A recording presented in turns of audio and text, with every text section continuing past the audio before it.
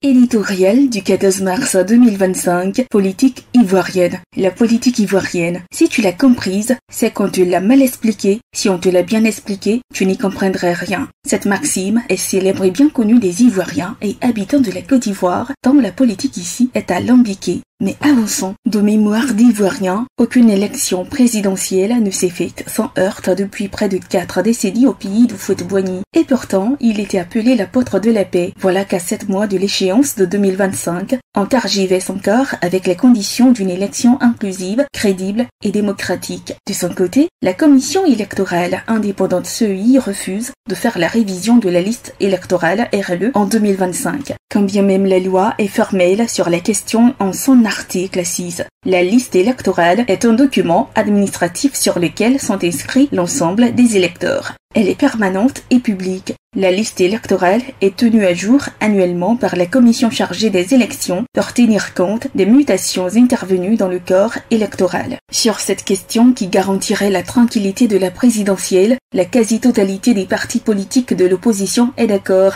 Mais extraordinairement, le parti au pouvoir, censé être majoritairement, est le seul à ne pas vouloir de la RLE en 2025, comme s'il avait quelque chose à perdre dans la révision de la liste électorale. Ne dit-on pas que l'or ne craint pas le feu? D'où vient alors que le parti au pouvoir, qui a raflé la majorité des électeurs depuis 3 décennies maintenant, 2010, 2015 et 2020, ne veulent plus d'une révision de la liste électorale qui prendrait en compte les potentiels électeurs qui jusque-là n'ont pas pu figurer parmi la liste des votants. La RLE peut se faire après la présidentielle. Lorsqu'on demande à la CEI pourquoi elle ne veut pas faire de révision de la liste électorale en 2025, elle évoque le temps, des dispositions de terre ou autre chose qu'elle n'explique pas aux Ivoiriens. Et pourtant, cette CEI recevrait 14 milliards de francs CFA chaque année sur le dos du contribuable pour la RLE et qu'elle a même reçu ce budget pour 2025. Sans oublier qu'en 2015, la RLE a bel et bien eu lieu entre les mois de juin et juillet, idem pour 2020. Comment dans ce jeu de troubles de la CEI, elle ne veut pas qu'on l'accuse de rouler pour le camp présidentiel? Évitons des troubles en allant vers des voies négociées et consensuelles pour la paix au nom du pays.